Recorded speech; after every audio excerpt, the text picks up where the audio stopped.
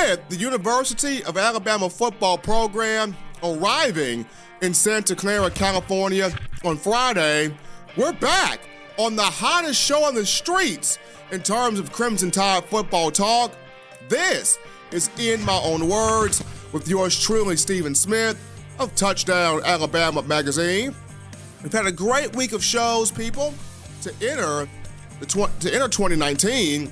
We started off with recapping the Orange Bowl, giving my thoughts on the matchup and the players I felt like really stepped up, emerged, and played a big-time football game against Oklahoma. From there, we sized up the matchup between the Crimson Tide and the Clemson Tigers for the national championship and providing an injury update on one Christian Miller, the talented senior outside linebacker who pulled a hamstring against Oklahoma in the 45-34 win. He was listed as questionable by the coaching staff and Nick Saban for next week's matchup. Now, despite him not doing much in practice on Tuesday and Wednesday, Miller far more engaged on Thursday, a lot more positive things. He went through individual drills. Mentally, he was getting in the face of guys, making sure players were in the right spots, teaching guys different techniques, different drills. From his body language, I could just tell on Thursday, he knows how important this game is. He knows how important this matchup is. He wants to play. So it was a good sign seeing him out there going through different stations on Thursday. Now, will he play on next week? That remains to be seen, but it was a good sign seeing him Thursday being very active and engaged.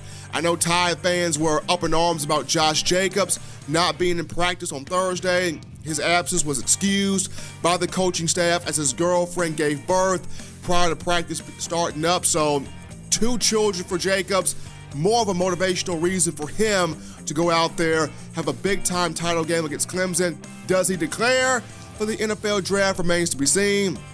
But congrats to Jacobs on the new addition to his family, and a good thing for Christian Miller as he progressed very well on Thursday. But tidying up some loose ends here on the show, final segment.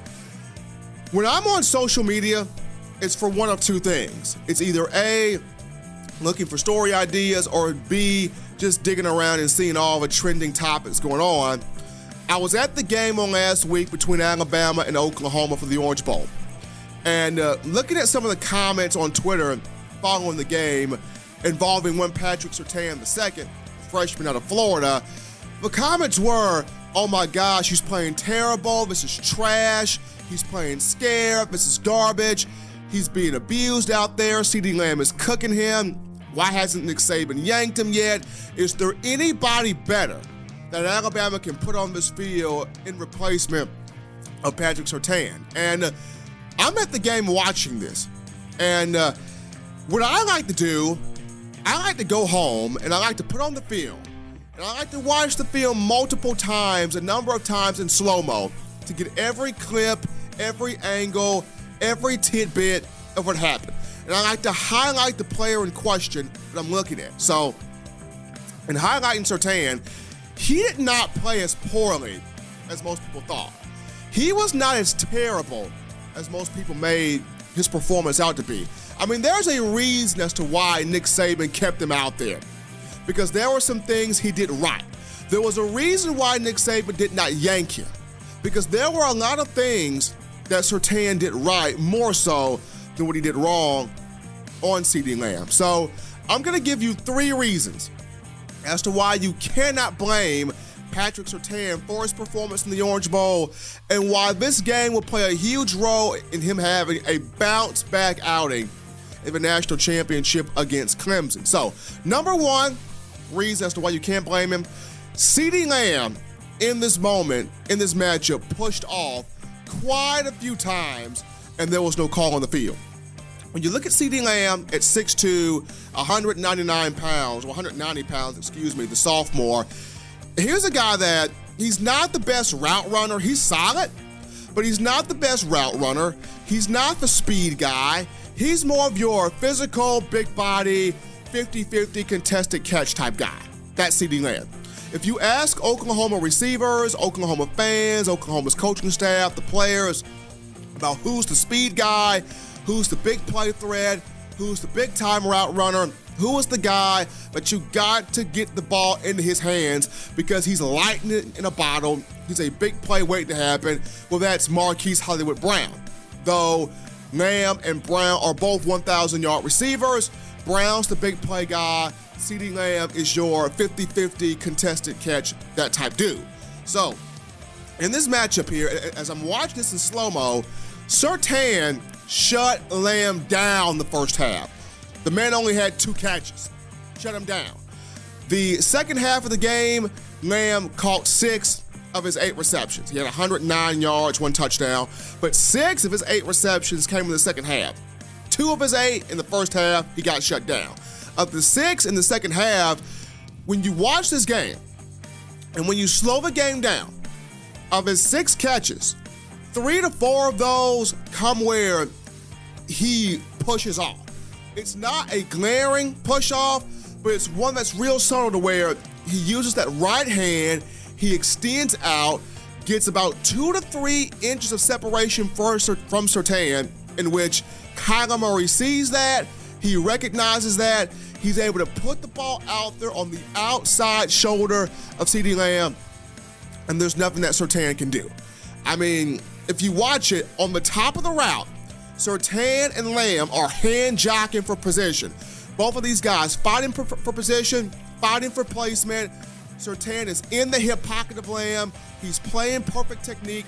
And at the last second, Lamb gets that right hand that extends out, creates enough separation to where Kyler Murray sees it, recognizes it, boom, got the ball out to CeeDee Lamb, and there was nothing that Surtain could do. It was not the fact that Surtain was getting beat straight up. It was not the fact that CeeDee Lamb was having his way. It was the fact that Surtain had coverage. He was frustrating CeeDee Lamb in the big body, trying to create separation. The moment where the official might not have been paying much attention, Lamb pushes off, gets that separation.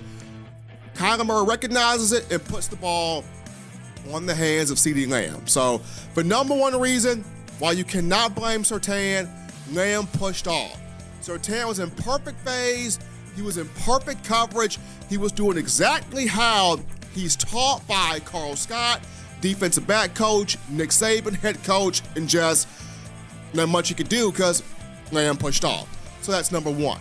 The number two reason as to why you cannot blame Surtain for his performance, Lincoln Riley and Kyler Murray were not on the same page as far as having confidence throwing the football. And that all goes back to the coin toss. Oklahoma entered this matchup with the number one scoring offense in college football, averaging a shade under 50 points a game at 49.8. It came in with the number one total offense in college football, averaging 578 yards per game. How in the world you got an offense putting up this type of numbers, and you got the quarterback in Kyler Murray, Heisman Trophy winner now. You got the quarterback in Kyler Murray, who's in the top 2 to 3 signal callers in college football in terms of total offense, passing yards, and passing touchdowns. The strength of Oklahoma's offense. So why in the world, in the coin toss, does Lincoln Riley go away from his strength? He puts the game in the hands of his paper-thin defense that's 92nd in the nation. You go away from your strength. You put the ball, you put the game in the hands of your paper-thin defense, and it spots you 28 points to Alabama. That's how you lost the game. You put the ball, you put the game in the hands of your paper-thin defense, not your Heisman-winning quarterback, not your explosive, potent, high-octane offense, but your defense that can't stop a nosebleed. You put the game in their hands, and you spot Alabama 28 points. And in that matchup, that first half, Kyler Murray defeated, Kyler Murray frustrated, Murray confused. He was only 5 of 12 passes in that first half. Finished the game 19 for 37, but was 5 for 12 passes in the first half. Absolutely no confidence throwing the football. Second half, he got better, 14 for 25. And when he got better in the second half, it goes back to those perfect back shoulder throws. When you have a quarterback that's in rhythm and he's put the ball accurately in a spot where either his guy's going to make the play or the ball's going to be incomplete, it's very hard to defend that, because if you become over-aggressive trying to defend that, then that's when you're going to get called as a defensive back for pass interference. It's going to happen every single time. So there's no defense for a perfect throw. And that's what happened in the second half in terms of Kyler Murray and CeeDee Lamb. Murray 14 for 25 passing. He was putting the ball in direct spots, pinpoint spots on the field. Cannot blame Patrick Surtain for that. It's the second reason. The third reason as to why you can't blame Surtain is Marquise Hollywood Brown not healthy, and you had to change the entire game plan. Oklahoma coming into this matchup read the scouting report. The scouting report it got for Alabama's secondary was the weak link of the team is Savion Smith. You attack Savion Smith like other quarterbacks have done all season, you're going to find moments where you're going to get some chunk plays, he's going to get lazy in his technique, guys are going to run by him, big plays are going to be there if you go after Savion Smith, versus Patrick Surtain, to where a lot of those big plays are not going to be there. He's going to play your receiver tightly, he's not going to give up big plays, he's not going to give up deep balls.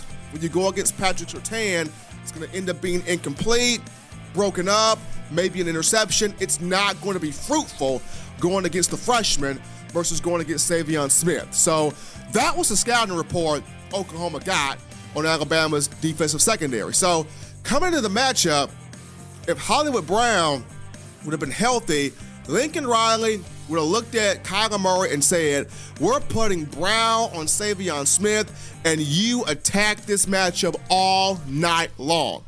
Because of the foot injury to Brown, the scheme got shaken up a bit. The scheme shaked up some, and they decided to take the most physical body in CeeDee Lamb, put him on Patrick Surtain, and went after the freshman all night long. That's what happened. For the most part, as I mentioned, he was in perfect phase against Lamb. First half, shut the brother down, only had 2 catches. Had 6 catches the second half, but the majority of those came with Lamb pushing off, trying to create that little bit of separation for Kyler Murray to drop the ball in. So, going back to these 3 reasons again. Number 1, when you look at it, the reason why you can't blame Surtain for his performance, CeeDee Lamb pushed off. The number 2 reason as to why Kyler Murray, Lincoln Riley, not on the same page early on, confidently throwing the football because they put the defense out there, defense spot of 28 points, and then trying to get back into the matchup, he had to throw perfect passes, that being Kyler Murray.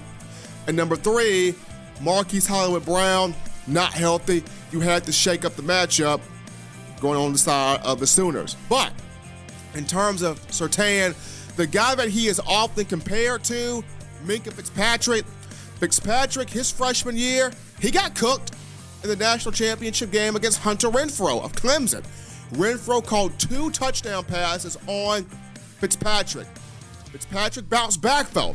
You saw it. He learned from it, he grew from it, and he became one of 19 unanimous All-Americans of the Nick Saban era at Alabama. He was also the Jim Thorpe Award winner in 2017, that honor going to the nation's top defensive back. He was the Chuck McNarick Award winner, and he ended up being the number 11 overall pick in the 2018 NFL Draft. So, from getting cooked by Hunter Renfrow to being a first-round pick, Fitzpatrick grew from it. Patrick Surtain can not only take solace in that, but I feel like against Clemson, he's going to have a bounce-back performance. So, folks, keep your eyes on number 2, the 5-star from Plantation, Florida, in the secondary. He is on the verge to have a big performance against the Clemson Tigers. Well, folks, that's going to do it for this edition of shows on In My Own Words, Touchdown Alabama Magazine. As always, folks, you want to be involved. You want to have all the insight on all things Tide football. gotta check out the Touchdown Alabama Magazine app.